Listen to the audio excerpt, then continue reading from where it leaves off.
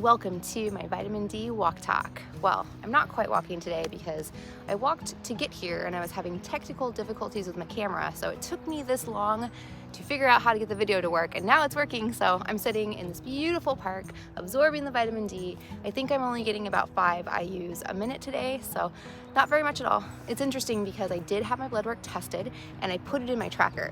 So I track my vitamin D every time I go outside. Every time I'm exposing my skin to the sun, I like to figure out how many IUs am I getting when I go outside, and how is this gonna help me. I also take a liquid supplement right now. So me just taking that supplement every day and not going outside, because you guys, it's been really cold. It has not been sunny like this. It's been super overcast. I haven't had the opportunity to get vitamin D. So it's funny, so just taking a supplement, it literally keeps you at the same level. You'll never increase those levels. And like, I have a kind of a lower level. I would like to increase. So going outside and getting that vitamin D is really the key, true way to increase your vitamin D, you guys. After a year of tracking and a year of figuring this out, that is my huge takeaway. But today I wanted to talk about goals and planning and reflecting and kind of the year. You know, December is that time that we look back and we're like, okay, how did I do? I mean, I don't know about you guys, but I'm a huge goal setter. Every year, probably the week before January, I said, okay, what are my focuses? What are my priorities? What are my goals this year? I'm not really a resolution person, but more of a goal, more of a focus. Like, what am I doing? So this year, I kind of have been reflecting on my goals. What have I accomplished? What did I not quite hit? And what did I knock out of the park? What was awesome, you know? And one thing today I want to talk about is my diet. And my diet's always kind of been key. I'm very healthy, and eating a very healthy diet is part of my healthy life. It's part of my goals because I want to have an optimal healthy life, and having that optimal health requires me to eat a very healthy diet.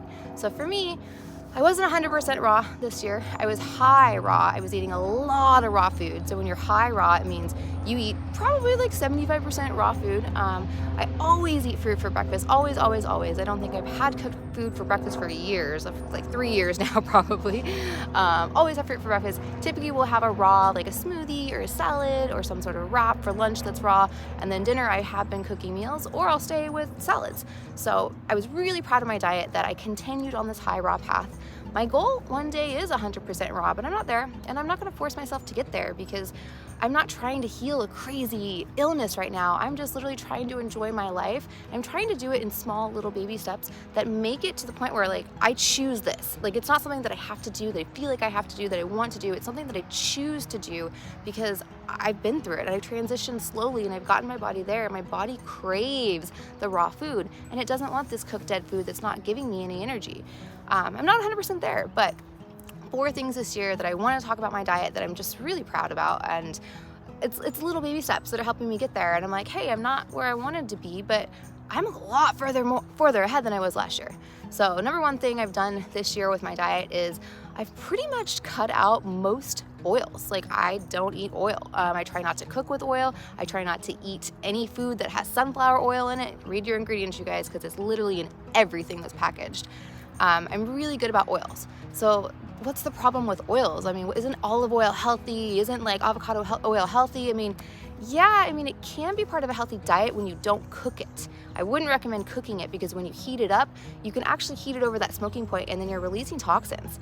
Are we sitting there with a temperature gauge checking our cooking and making sure it's not going over that temperature? No, we're not. It could go over the temperature, so I would not recommend cooking with it. I have been replacing oil with veggie stock or water, and it's worked great, or just nothing at all. It actually works great. You don't even need the oil, but the oil is going to be really high in omega-6, which is really inflammatory to our body. So if you have inflammation, you deal with pain, inflammation, you want to cut out these things that are just oils. Like, the only nutrition in oil is just the high fat, so you get omega-6. There's not even the omega-3. You want that omega-3, omega-6 balance, and oil doesn't have it. So minimizing that and getting that out of your diet is another big step into eating for an optimal health life. Number 2 that I did is I pretty much cut out gluten. I loved gluten. I literally never thought I had a problem with gluten. I was like, oh, I'm fine. I'm not celiac. I'm okay. I can eat gluten. And I never had any issues with it until I cut it out. And then I cut it out, and then my body, when I introduced it again, my body was like, what is this? I literally get wrist pain. If I eat gluten, I will get joint wrist pain from it after I eat it. It's kind of insane. So I don't eat it. And I know that it was really hard for me to give up because I used to do a lot of breads and this and that, and I've really gravitated away from that. I don't do a lot of that anymore. My big problem was tortillas. Like, I love tortillas. So Siete makes a really amazing plant-based tortilla that has, I can't even tell the difference. Literally, I made enchiladas with it the other day and I could not tell the difference. So swapping with things that actually taste good, that are gluten-free, that don't have a ton of crap ingredients. Because when you go to the gluten-frees, you're subbing that gluten for other stuff, like typically salts and sugars and other things that you find in there. So typically the ingredients are not great for gluten-free stuff. Number 3 that I did is I actually I decreased my glucose number in my blood. So this time last year I had pretty high glucose. It was kind of high. I didn't test my insulin, but for me I was like, all right, cool. I'm eating a lot of fruit, but I'm eating it too close to fats. And you want to separate fruits and fats because that's going to affect your insulin. That's going to affect your glucose. And I was like, all right, I got to work on this. So I was really mindful this entire last year of do not combine fruits and fats. Do not do that. Make sure I'm separating them for a while and make sure I'm fasting a little bit. So if I eat a heavy fat meal at night, I'm not jumping into eating a fruit meal in the morning like within 12 hours. I'm waiting at least 14, 16 hours for that heavy meal to digest out of my body. So that really made a huge difference because my glucose came down. I tested my insulin this time for the first time and it was 100% in optimal range, like smack dab in the middle of optimal range. And everyone comes at me like, hey, you eat so much fruit, like isn't that too much sugar, blah, blah, blah. No, it's not. You just really have to be mindful of how you eat the fruit and how you combine the fruit. So for me, it was something I worked on this last year and I did see a noticeable difference in my blood work and I was happy about it. And the 4th thing this year that I'm really proud of, I think this is the number 1 thing I'm so proud of that also is kind of a hard thing to take and heal and listen, is I finally, after like 9 years, figured out what I've been allergic to that's triggering these ulcers in my mouth. So I would eat something and I would get these ulcers like in my gums, like on my tongue, like on my, so bad. They would be white, like canker sore type things. They would sting. They would last for 2 weeks. I've gone to the doctor. I've gone to the dentist. Nobody can quite figure it out. They know that it's something to do with food. They know it's some sort of reaction to food. So I went to the Woodstock Fruit Festival in August and I asked one of the presenters who I think he's like 75 years old. He educates, he does a lot of things. And I was like, hey, what do you think this could be?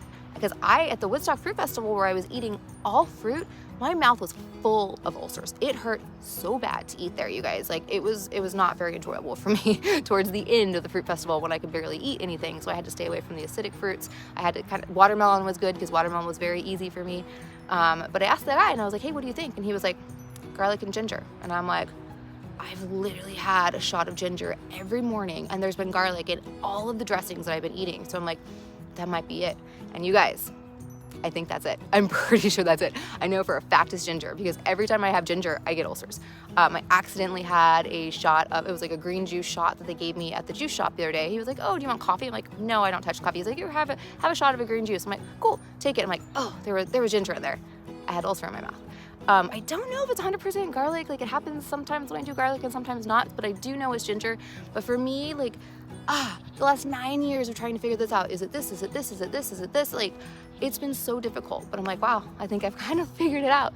But it also sucks because garlic and ginger is in everything. So for me to eat out, it's really difficult. I do make my own food a lot and I don't put garlic in my hummus. I don't put ginger in my like turmeric lattes. I don't do that kind of stuff anymore. And it's interesting because I've had to cut it out, but it works. I'm not getting the ulcers. So that was a reflection on my diet. I'm really proud of myself for kind of taking those baby steps because it's all about baby steps, you guys. Like, it's not about saying, okay, I'm gonna be a raw vegan right now and I'm gonna cut everything out. I'm gonna be unhappy with my choices. I'm gonna just do this because I want to. No, it's those baby steps to get there. So next year, I'm gonna be even closer to the goal of being 100% raw. So it's just awesome. So I hope you guys have a great day. I hope you reflect on your diet and see kind of what were these little things that you did this past year that are getting you closer to optimal health. Take care, you guys.